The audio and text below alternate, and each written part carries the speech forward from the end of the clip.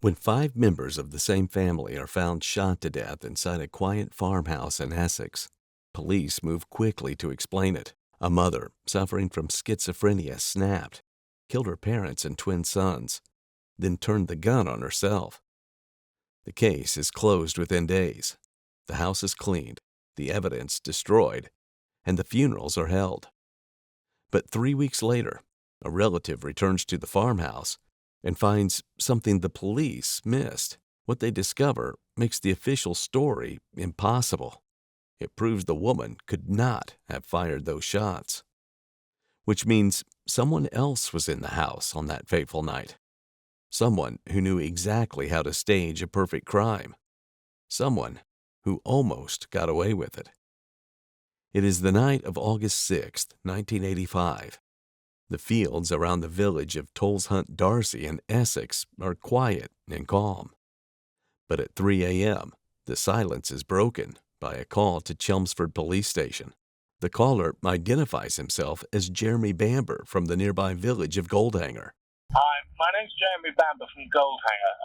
You've got to help me. My father's phoned from White House Farm and he sounded really frightened. He says, my sister's gone crazy and she's got a gun, but then the phone went dead. It sounded like someone had cut the line. Officers treat it as an emergency. A patrol car heads toward White House Farm. The drive takes less than 10 minutes. When officers arrive, the house is in complete darkness. There is no movement, no sound, and no light in the windows. They hesitate at the gate, unsure what awaits inside. Moments later, headlights appear in the distance. A white Vauxhall Nova approaches slowly and stops beside them. Jeremy Bamber steps out of the car. He tells police his sister is a nutter and hasn't been getting along with her parents. He worries she might have done something terrible. He insists they need to act quickly, but the officers refuse to enter without backup. As they wait for reinforcements, Jeremy draws a quick map of the house on a notepad and marks where each family member should be sleeping. He mentions that there is an armory of guns in the house and that Sheila is capable of using any of them. On the hand-drawn map, Jeremy highlights the places where she could be hiding. The officers radio for armed support, but backup is slow to arrive. For more than 3 hours, they remain outside the gate, headlights sweeping across the fields. Inside the house, nothing moves. When the armed response team finally reaches the property, dawn is breaking at 7 a.m. They move in through the back door. The first officer into the kitchen stops instantly. Neville Bamber is lying on the floor. He has sustained at least 8 gunshot wounds, 5 to the head and face, and 3 to the upper body. The trajectory and grouping of the shots indicate that Neville was shot 4 times upstairs. He then fought his way downstairs before being fatally shot near the kitchen. His facial injuries include a broken nose, fractured jaw, and blackened eyes, consistent with a violent struggle before death. 3 circular burn-like marks are also visible on his back, later determined to match the heated end of the rifle barrel. As the team moves through the house, the full scale of the violence becomes clear. Upstairs, June Bamber lies near the doorway of the master bedroom. She has 7 gunshot wounds, most of them to her head and chest. The tight grouping suggests she was fired upon at close range while attempting to flee. In the next room, 6-year-old twins, Nicholas and Daniel, lie still in their beds. Both have been shot 5 times at close range. Down the hall, the final body is found. Sheila Caffell lies on the floor near the doorway of the main bedroom. She has 2 gunshot wounds to the neck, 1 below the chin, and another higher up, exiting through the back of her skull. A .22 Auschwitz semi-automatic rifle rests along her body with the barrel positioned just below an entry wound beneath her chin. Forensic officers count a total of 25 cartridge cases throughout the house, most concentrated upstairs near the bedrooms and on the staircase. Despite the horrific scene, the house itself shows no forced entry, no signs of theft, and no ransacking. To the senior officer in charge, the answer seems obvious. Sheila, who had a history of schizophrenia, must have suffered a breakdown, killed her family, and then herself. But even in those first moments, small details begin to feel off. Details that will soon turn a tragedy into something much darker. When officers tell Jeremy Bamber that everyone inside the farmhouse is dead, his response is strikingly restrained. He lowers his head and remains perfectly still. There are no tears, no words. Then suddenly, he begins to tremble and release short, sharp sobs. To the officers watching, the reaction feels controlled. One of them notes how Jeremy bends forward as if trying to be sick, but nothing comes out. Another senses something rehearsed in the way his body convulses without sound and then stops suddenly. The emotions seem to switch on and off, leaving those present unsure if they are witnessing genuine shock or something else entirely. Another detail that strikes detectives as odd is that Jeremy never asked to see the bodies or go inside the farmhouse. He keeps his distance, remaining several hundred yards from the property. His questions are not about what happened to his family, but about when it happened. Again and again, he presses officers for a precise timeline. To detectives, this fixation on timing, rather than the loss itself, feels cold. As dawn breaks, the quiet fields around White House Farm fill with activity.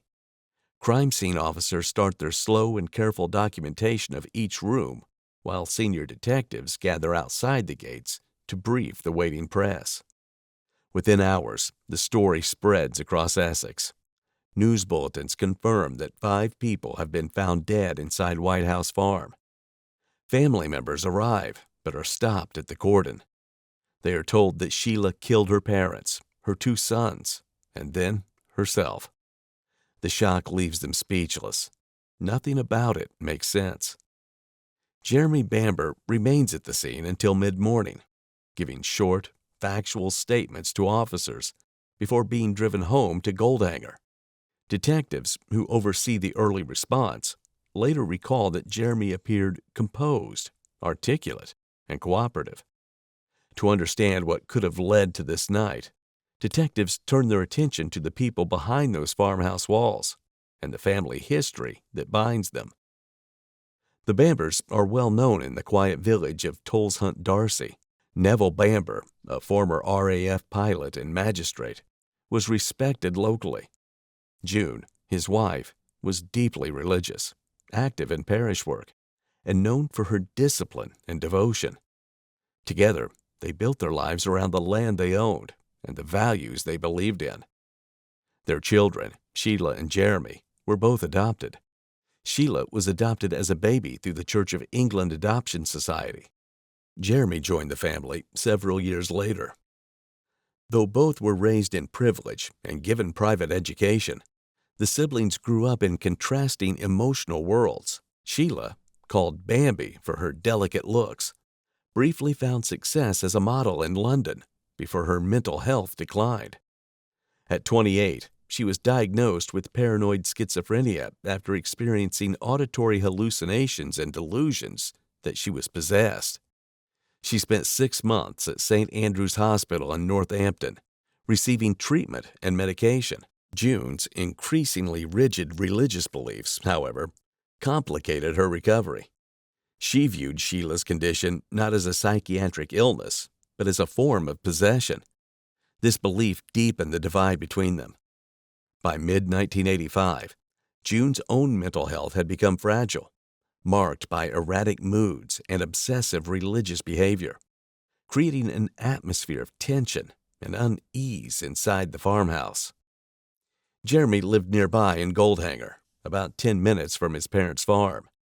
Though outwardly polite and charming, he had a reputation for irresponsibility.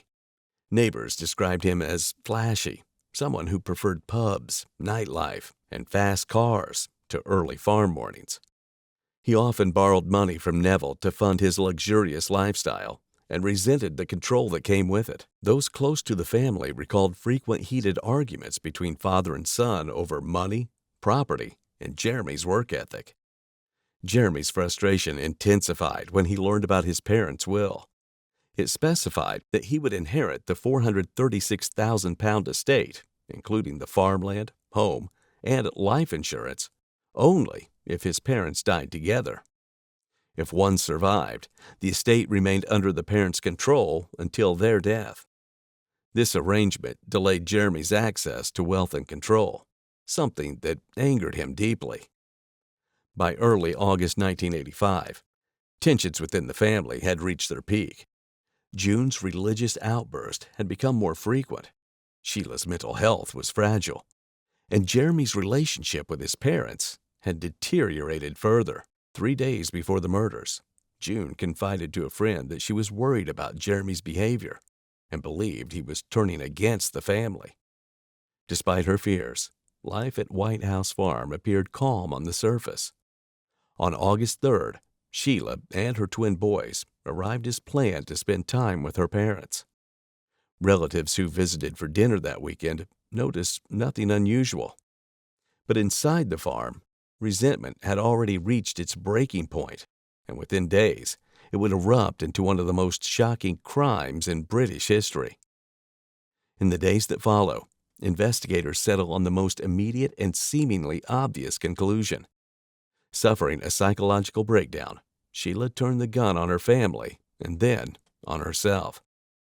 What no one realizes yet is that several details inside that farmhouse don't align with that version of events, and soon those small inconsistencies will begin to unravel everything.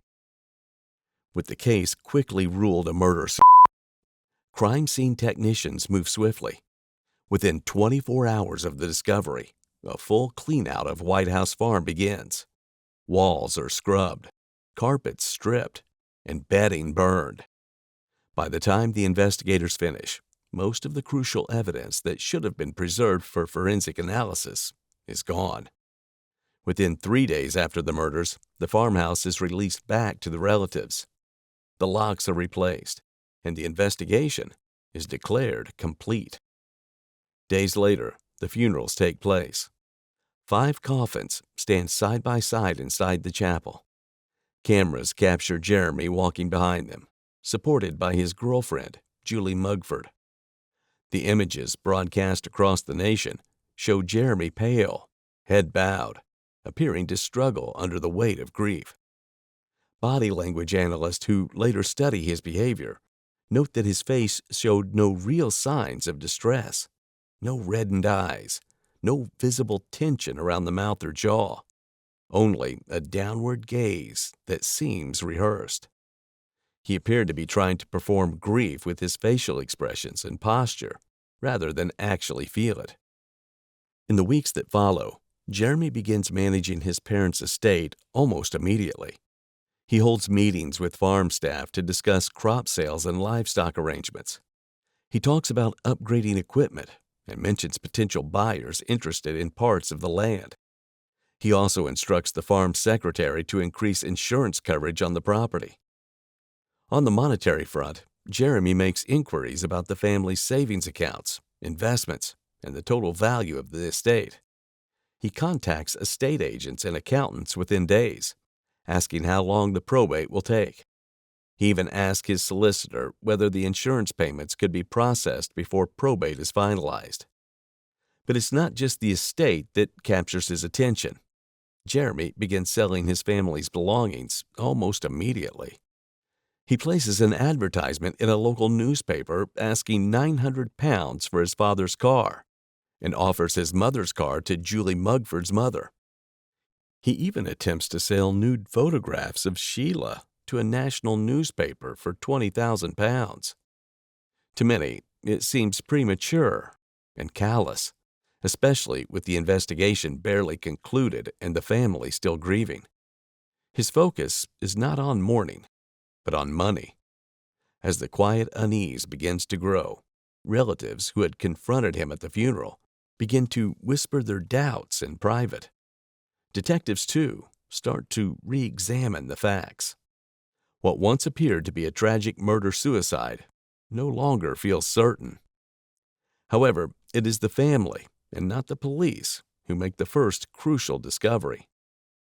June's nephew, David Boatflower, refuses to believe that Sheila is capable of murder or could even handle a gun competently. His sister, Christine, feels the same. Together, they decide to go back to the house and search it again. While checking the gun cupboard in the downstairs office, David notices that the rifle and its silencer, which had been separated in police photographs, are now together. When he picks up the silencer, he immediately sees dried blood inside the threaded end of a fine blonde hair trapped within the baffle. At the Essex Police Laboratory in Chelmsford, tests confirmed that the blood inside the silencer matches Sheila Caffell's blood type. The blonde hair's root DNA is also consistent with her hair samples. Forensic investigators also find a trace of red paint embedded near the threaded end. The color and texture match the enamel from a red Aga stove in the farmhouse kitchen where Neville's body is found.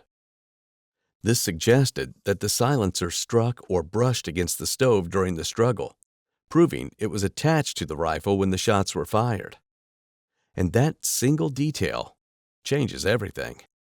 If the silencer was in place, the weapon's length would have been increased by nearly 8 inches, making it physically impossible for Sheila to lift it under her chin, aim it correctly, and pull the trigger. Sheila's physical condition at the time makes this scenario even less plausible. According to her ex-husband, Colin, the medication she was taking left her extremely sluggish and nauseous. She struggled with basic tasks like pouring coffee into a cup without spilling it, and often needed help just to stand up from a sofa. Ballistics analysis of the crime scene raises even more doubts. Out of the shots fired that night, 25 rounds hit their intended targets with deadly precision. The pattern suggests control, accuracy, and experience, qualities Sheila did not possess. She had never fired a gun, and at the time of her death, she was heavily medicated and struggling with even basic hand-eye coordination. The weapon itself presents further problems. The .22 Anschutz rifle used a 10-round magazine that becomes increasingly difficult to load as each cartridge is inserted. Inserting the 10th round requires considerable hand strength and fine motor control. Based on the number of shots fired, the magazine would have needed to be reloaded at least twice during the attack. Someone in Sheila's condition could not have reloaded the stiff magazine even once, let alone multiple times. The fact that she had no gunpowder residue on her hands or clothing further contradicted the idea that she handled or fired the rifle at any point. Considering all the forensic evidence, detectives conclude that they are no longer investigating a murder, but the deliberate killing of 5 family members, and only one person had the means, the motive, and the opportunity to carry it out: Jeremy Bamber. As detectives start looking into his background, they uncover something surprising. Just 5 months before the killings, Jeremy was charged with theft from the office of a caravan park owned by his father. Jeremy orchestrated an elaborate scheme to steal nearly £1,000 in cash from the park office. Rather than simply taking the money, he staged the scene to look like a break-in by an outside intruder. Though the charge didn't lead to a conviction, it did reveal a pattern of planning, manipulation, and deception. When investigators speak with him again, Jeremy remains composed. His tone is polite and careful, never defensive. He repeats his version of events: the phone call from his father, the cut line, and the drive to the farm. However, detectives noticed that Jeremy did not dial the 999 emergency number when he claimed to have received his father's call. Instead, he wasted time searching for the number in the directory and calling the local Chelmsford police station. Phone records also show that, before contacting the police, Jeremy called his girlfriend, Julie Mugford, in London. He spoke to her briefly, telling her something serious was happening at the farm. Only after that did he call the Chelmsford police. Investigators also confirmed that his drive from Goldhanger to White House Farm took considerably longer than expected. To detectives, all these actions point to a striking lack of urgency in his behavior when it should have been the opposite. When all the forensic evidence is viewed alongside Jeremy's behavior, his entire story begins to come apart at the seams. Still, suspicion alone cannot convict. Detectives need proof, and it will soon come from someone who knows Jeremy better than anyone else. In the months following the murders, Jeremy Bamber's relationship with his girlfriend, Julie Mugford, begins to unravel. Julie had been dating Jeremy for more than 2 years and knew the Bamber family well. In the weeks after the killings, she defended him publicly, appearing beside him at memorials and in press photographs. But by the end of August, their relationship began to break down. Jeremy distanced himself, canceled plans, and made it clear their future together is uncertain. Julie became increasingly distressed, and arguments escalated. When she learned he was making plans to meet another woman, the relationship ended for good. After the breakup, Julie begins confiding in friends. She tells them that Jeremy had once spoken about killing his family and had described ideas of making it look like someone else was responsible. Her friends push her to go to the police. Finally, after continued pressure from those close to her, Julie Mugford contacts the police. On September 8th, Julie is brought in for questioning. She tells detectives that Jeremy had spoken for months about wanting his family dead and had discussed plans to benefit from the farm and inheritance. She says he talked about methods, escape routes, and how Sheila's mental health could be used to explain the scene. She also recounts that, on the night of the killings, Jeremy called her and said, "It's done." Her statement becomes the first direct allegation of planning and motive. Investigators treat it as a breakthrough. But her account is not without problems. Several details she provides match information already circulating in the press, and key elements shift across her different statements. Her claim that Jeremy hired Matthew McDonald as the hitman cannot be supported by evidence. McDonald tells investigators he works as a plumber, has no connection to the Bamber family, and has a confirmed alibi for the night of the murders. During the weeks between her confession and Jeremy's trial, she signs a paid interview agreement with a national newspaper, a deal reportedly worth £25,000. The arrangement is later criticized by press regulators for its timing and financial incentive. Despite these issues, her testimony becomes central to the prosecution's case. It supplies what investigators had been missing: a narrative of motive, intent, and planning. When detectives confront Jeremy again, his composure wavers for the first time.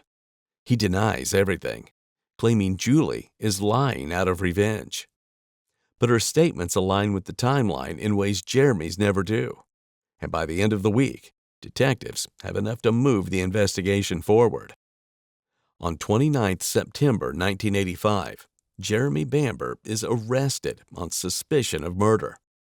In October 1986, Jeremy stands trial for the murders of his parents, his sister, and his 2 nephews. The prosecution describes the murders as planned, calculated, and driven by greed, pointing to Jeremy's inheritance of property and shares worth £436,000. They present the key evidence that includes the silencer with Sheila's blood and hair, the forensic findings showing Sheila could not have killed her family, and the timeline inconsistencies that directly contradict Jeremy's version of events. Their star witness, however, is Julie Mugford.